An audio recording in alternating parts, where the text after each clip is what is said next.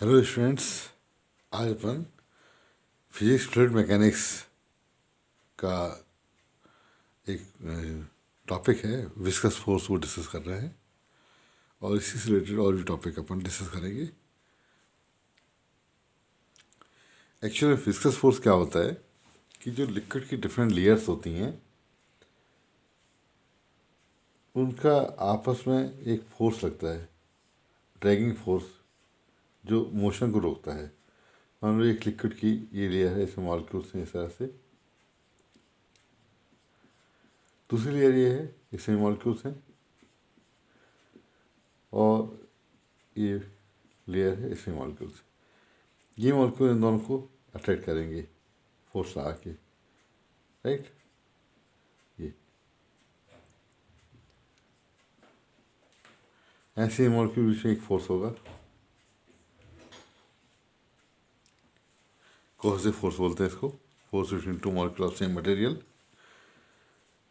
और ये layer move कर रही हैं, तो जो अपर लेयर है वो फास्ट मूव करेगी, उससे स्लो ये करेगी, उससे स्लो ये करेगी, राइट। उसका रीज़न ये है कि इस लेयर को, सपोज इसका वी प्लस डेल्टा भी है और इसका वी माइनस डेल्टा भी है, इस लेयर के मोशन को ये वाली लेयर रेज करेगी, क्योंकि इसका मोशन, इनके बीच में आपस फोर्स एफ लगा हुआ है, राइट, विस्कस फोर्स। इसके मोशन को ये वाली लेयर रोकने की कोशिश करेगी बाय अप्लाइंग फोर्स, इसको बोलते हैं विस्कस फोर्स। इस लेयर की मोशन को ये रोकने की कोशिश करेगी by applying force.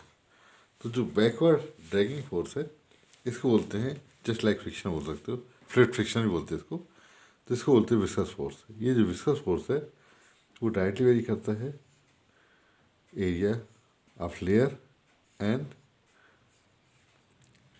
Time, time नहीं, rate of change of velocity with distance, इसको बोलते हैं वेलोसिटी ग्रेडियंट, राइट। ये होता है वेलोसिटी ग्रेडियंट।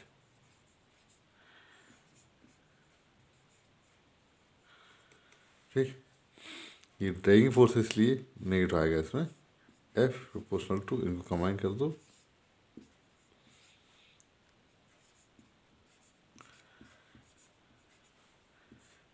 ये कोफिशिएंट आएगा ईटा, इसको ईटा बोलते हैं, कोफिशिएंट ऑफ विस्कोसिटी। तो ये है विस्कस फोर्स, ये है कोफिशिएंट ऑफ विस्कोसिटी, एरिया, और डेल्टा वी अपन डेल्टा, इसको वेलोसिटी ग्रेडियंट, राइट। अब ईटा का जो यूनिट है वो होता है पाइज, सीजीएस में, और एमकेएस में डेका पाइज, डेका पाइज। और डायमेंशन होता है M L minus one T minus one, इतना याद कर लेना।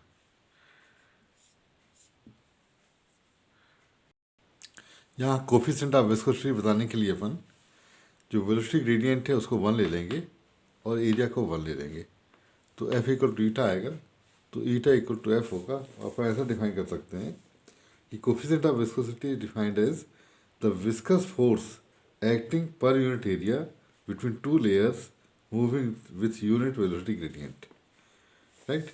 यूनिट वेलोसिटी ग्रेडियंट में और यूनिट एरिया की लेयर जो मूव करेगी और जो फोर्स रिक्वायर होगा उसको बोलते हैं कोफिशिएंट ऑफ विस्कोसिटी, राइट।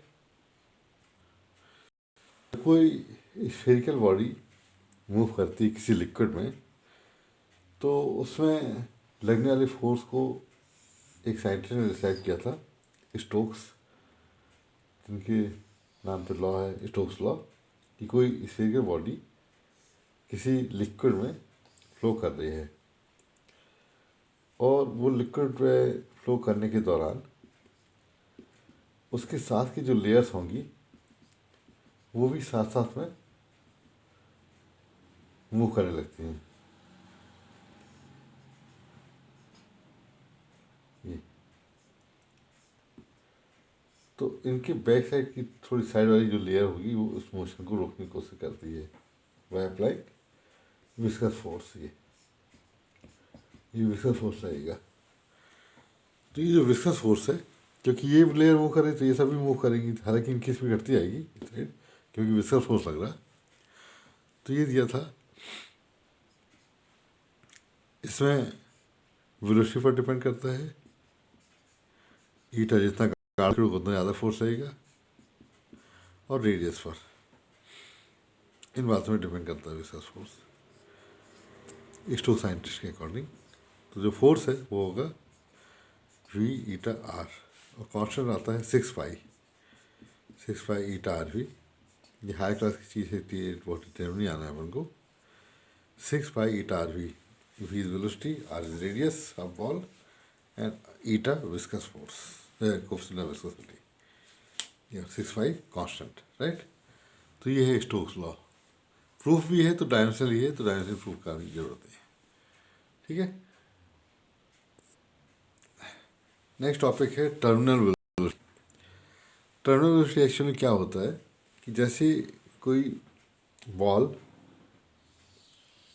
किसी फ्लूइड में गिर रही है, मीन्स लिक्विड में या गैस में गिर रही है, तो इसमें एक फोर्स तो इसका खुद का वेट लगता है नीचे की ओर, राइट, हो सकता है वेट जिसको बोलते हैं, और एक अपन जानते हैं अपथ्रस्ट लगता है,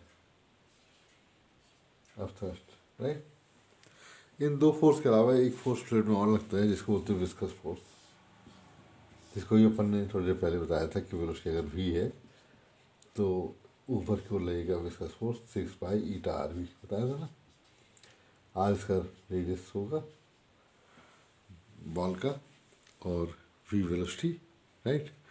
और सपोज डेंसिटी मीडियम की रो ले लेते हैं और इसकी डेंसिटी सिग्मा ले लेते हैं। सिग्मा डेंसिटी, ये है डेंसिटी ऑफ मीडियम, और ये डेंसिटी ऑफ उसका बॉल के मटेरियल का डेंसिटी।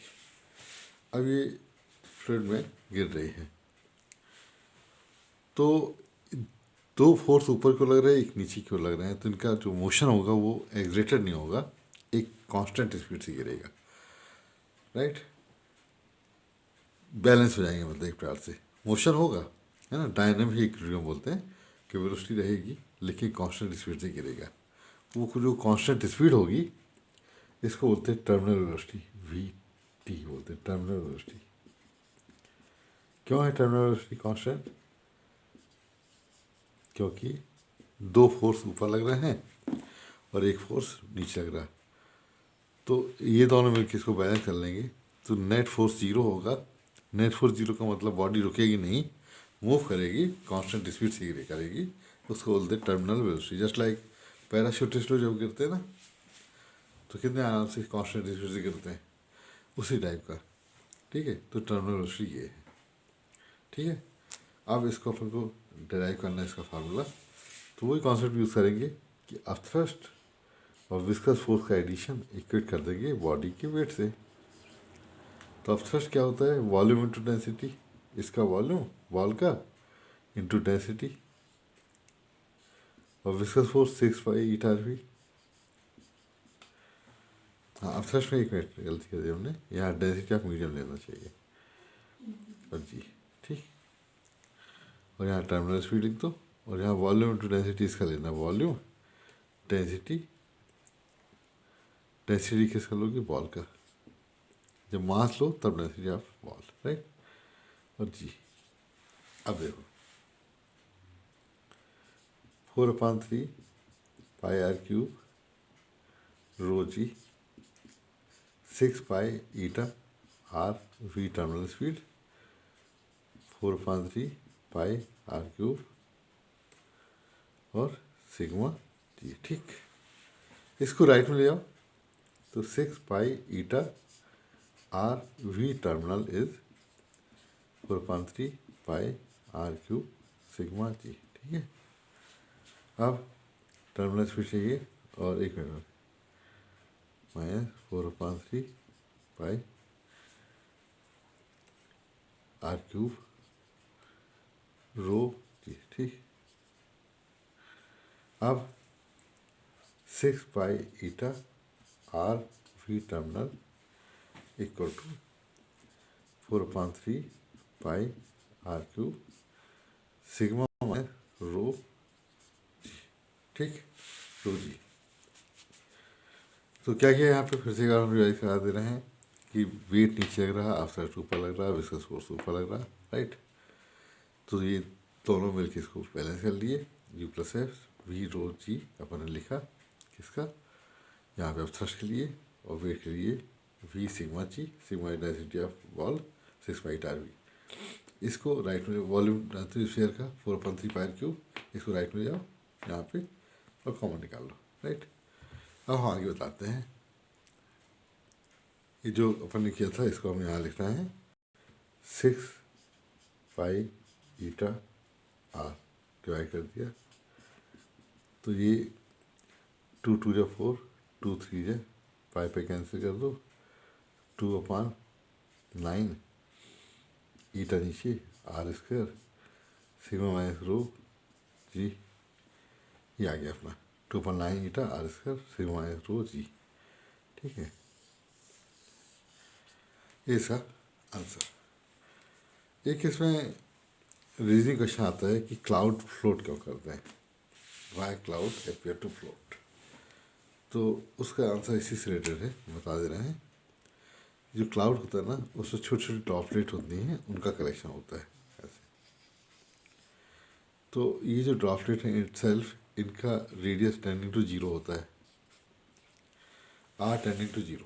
जब r रेडियस टेंडिंग टू 0 होगा तो जो टर्मिनल स्पीड है वो टेंडिंग टू 0 रहेगी। तो मतलब जो ड्रॉपलेट जितनी भी उनका नेट वेलोसिटी नहीं है वो 0 है, तो हवा जहाँ मूव करती है वहाँ चले जाते, क्लाउड मूव करते नजर आते। तो फ्लोट करना का रीज़न ये है कि टर्मिनल स्पीड ईच मॉलिक्यूल का नहीं है, इसलिए क्लाउड का अपना कोई वेलोसिटी नहीं होता, हवा जहाँ ले जाती है वहाँ चले जाते फ्लोट करने के। ऐसा नहीं आता है कि जो जैसे पानी जो बबल होता है, राइट, वो ऊपर की ओर क्यों आता है, तो सर इसी से रीज़न समझ सकते हो, जो टर्मिनल स्पीड से सिग्मा ये है और रो ये है ना। तो यहाँ पे सिग्मा माइनस रो है, सिग्मा माइनस रो मतलब यहाँ पे जो अंदर एयर बबल होगा तो एयर रो सिग्मा मतलब एयर की डेंसिटी हो गई एयर, और रो वाटर की, तो सिग्मा लेस होगा ना, सिग्मा लेस हो जाएगा रो से, तो सिग्मा माइनस रो क्या होगा, नेगेटिव हो जाएगा, नेगेटिव। ये काम है, ये काम है, ये ज़्यादा है ना, तो नेगेटिव होगा।